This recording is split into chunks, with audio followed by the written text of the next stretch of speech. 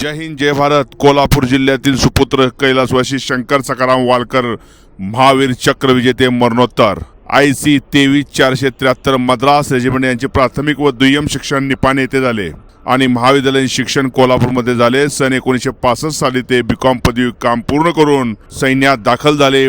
15 जून 1969 साली त्यांना कमिशन मिळाले।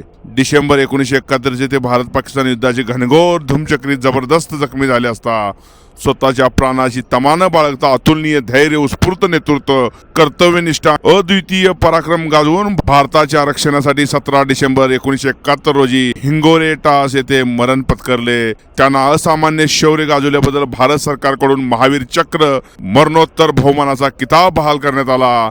अशा महान वीराचं अर्धपुतळ्याचं अनावरण हुतात्मा गार्डन इथे झालेलं आहे। तर अशा कॅप्टन शंकर सखाराम वालकर यांना माझा मानाचा मुजरा।